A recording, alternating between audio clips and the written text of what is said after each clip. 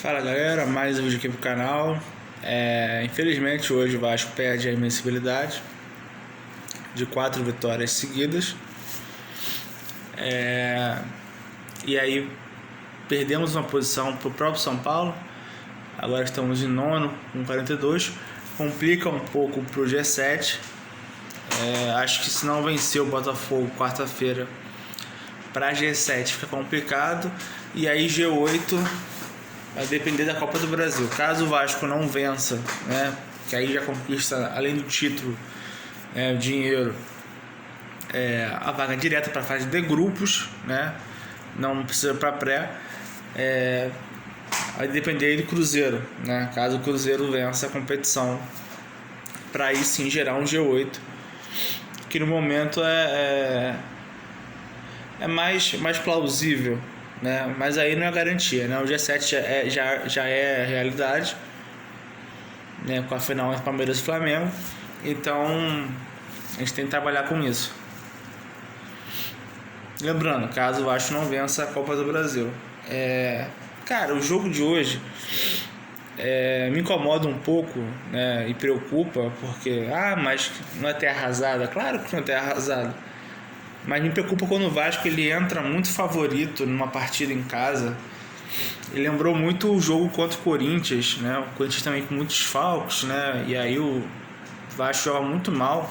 O Corinthians com 4 volantes praticamente, né? O garoto de centroavante ainda começando, né? E o Vasco joga muito mal contra o Corinthians. Hoje não foi tão mal assim, mas era um jogo, né, para ganhar. O São Paulo, uma escalação você vê limitada, com 3 zagueiros e um ataque com Lucas e Tapia, né, tentando contra-ataque, tentando sempre uma bola longa para pegar a zaga do Vasco mais à frente, mas você vê que isso não aconteceu, né? O Vasco a maioria das vezes. Então era um São Paulo mais preocupado em segurar o Vasco, marcar, né, linha de 5, com 3 zagueiros. E com 12 desfalques, né? Muitos desfalques. Eu acho que o Vasco, embora não tenha feito uma partida horrorosa, o Vasco produziu pouco, né? Eu acho que jogou pouco na parte ofensiva. Eu acho que os 2 gols saíram de lances individuais novamente, porque era um escanteio onde era o último lance do jogo, tá? O Paulo Henrique faz o pênalti. Eu acho que tem que começar a rever alguns posicionamentos, né, de quem pega quem na área, porque não dá para o Paulo Henrique marcar o Arboleda, né? Um lateral tão baixo e marcar um zagueiro tão alto. Que eu acho que, assim, se ele não segura o cara, eu acho que ele subiria para chegar naquela bola ali, né? Que teve a dividida. Mas por que ele tá marcando o Arboleda, né? E outra coisa, a bola que sai o escanteio é um lateral para a área do São Paulo. O cara gira e o Barros tira para tiro de meta. Essa bola não pode ir para escanteio, um lateral desse. Essa bola tem que ser cortada logo. A bola tem que bater e voltar para lá. Era o último lance do jogo, do primeiro tempo. Esses detalhes que irritam, sabe? Irritam o torcedor. E aí, ok, vira 1-0. E aí o Vasco volta pro segundo tempo sem alteração. Achei até estranho, né? Mas ok. Achei que ele fosse tirar o Andrés Gomes, que não jogou bem, né? Muito afobado, né? Pra mim, se não fosse o pênalti, sendo sincero aqui, eu acho que o 0-0 seria resultado ok. Que o Vasco teve ali a cabeçada do Ryan na trave, mas foi uma bola parada, né? Teve uma furada do Nuno, teve um chute do Robert Janan, mas que uma bola do Ryan que ele chega atrasado e tal. O São Paulo teve um contra-ataque com o Tapia, né, que o Léo Jardim salva. Mas no geral não teve. O Vasco teve mais volume, né, mas o São Paulo parecia ter mais espaço para trocar passe.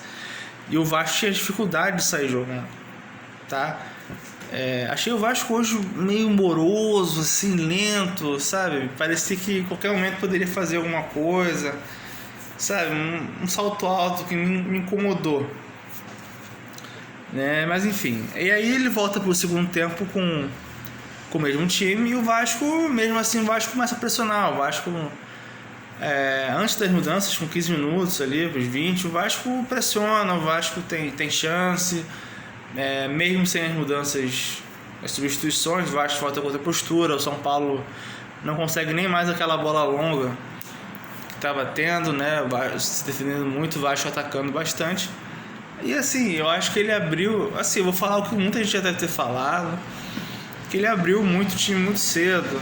E eu sei que ele deve ter falado que mas com Vitória é diferente, que Ceará. Só que assim, duas coisas, o Vitória e o Ceará, eles estavam com um a menos em campo. Vamos lembrar essa parte. E mesmo assim, o Vitória e o Ceará não são São Paulo. São Paulo pode não estar aí na melhor fase dos Falcons e tal, mas porra, se eu pegar o São Paulo, agora o oitavo colocado, com o Vitória, ele tá lá no Z4, é diferente, né? Questão de elenco, de time, sabe? Então não dá pra você comparar com um jogo com o Vitória, é diferente. Mesmo assim, eu acho que dá pra você mexer no time sem mexer muito na estrutura, sem expor tanto. Eu acho que assim, a maior mentira do futebol é você falar que você botou o time pra frente, que você botou 3 atacantes, 4 atacantes, e pra mim não é assim que funciona.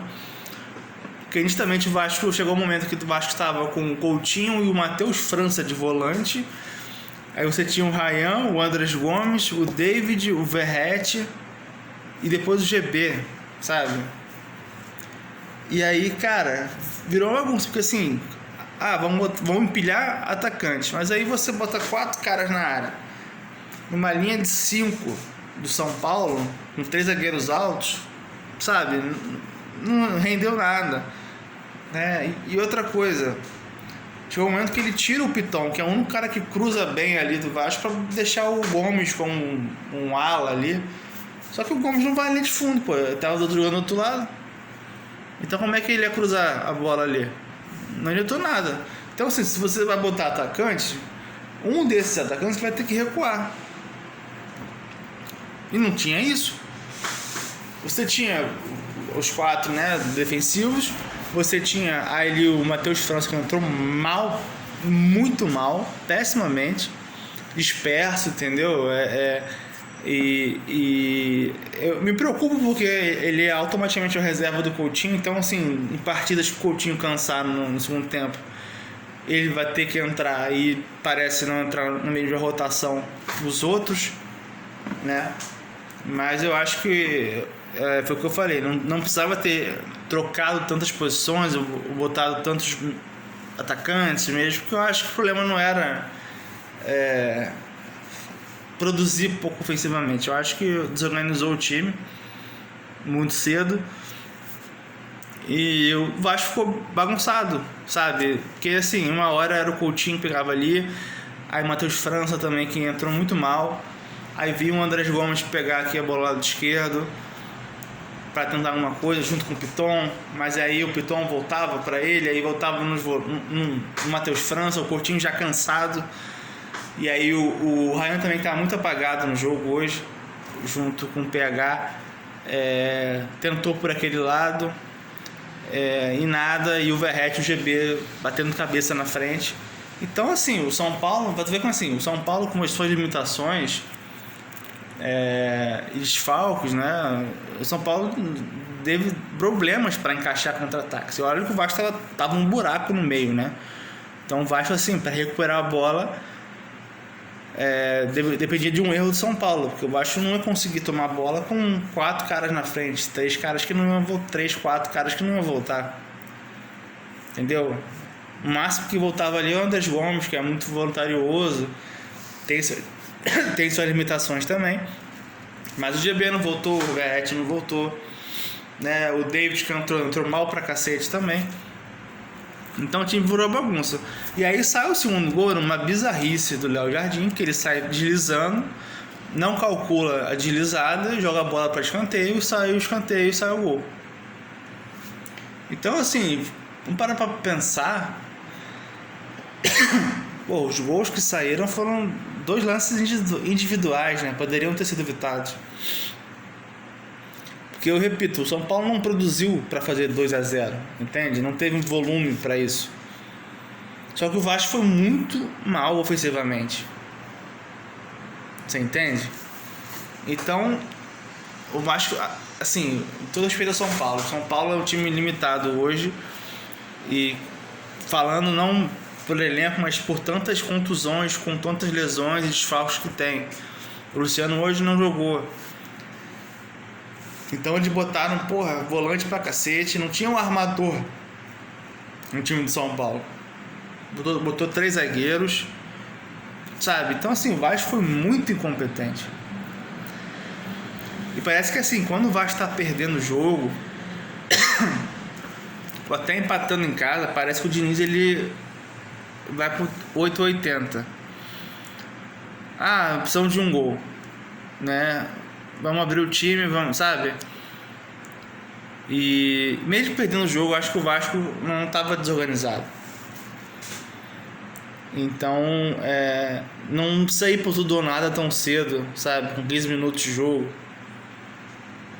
E repito, o jogo você se ganha no meio campo, então não tem por que você empilhar atacantes, sendo que esses atacantes são muito físicos de área, então nenhum deles vai sair um pouco para fazer alguma coisa, sabe? Se eu botasse, sei lá, uma dupla de ataque que se completasse, né? Botar o Ryan mais do lado do GB e aí bota o 10 Gomes por lá. Mas foi o Geperret que não sai da área, o GB saiu um pouco, mas não tinha o armador para jogar com ele, não tinha mais nenhum ponta. E é isso. E aí a gente ainda perde o PH suspenso pro Botafogo e o Nuno. E aí eu te falo, ele tem 2 opções, ou o PH o Puma vai jogar, tá? Agora, ou ele vai entrar com o Verrete, puxar o Gomes para a esquerda e botar o Ryan pela direita, o que eu não queria, o Verrete começar essa partida. Ou ele vai botar o David para começar, porque o Matheus França não tem condição, né? Pra jogar ali não dá. E o David que também não consegue produzir muito, né? Hoje ele entrou e errou tudo. Então provavelmente vai entrar o David ali, o Ryan vai jogar por dentro, o Andrés Gomes continuar ali e o Puma, sabe, entrar. Não sei se o Tietchan vai começar jogando, talvez ele, por uma questão mais de marcação, de pegada, ele entre com o Moura, né? Não sei também. Eu acho que assim, a dupla de zaga vai ser essa. Eu acho que nem dá pra botar na conta deles os gols, porque os gols não tiveram nada a ver com eles. Repito, para mim houve falhas individuais que originam os gols. E para mim hoje o sistema defensivo, no modo geral, ele funcionou, né? Os 4 ali, tirando a parte do pênalti, foi uma bola parada.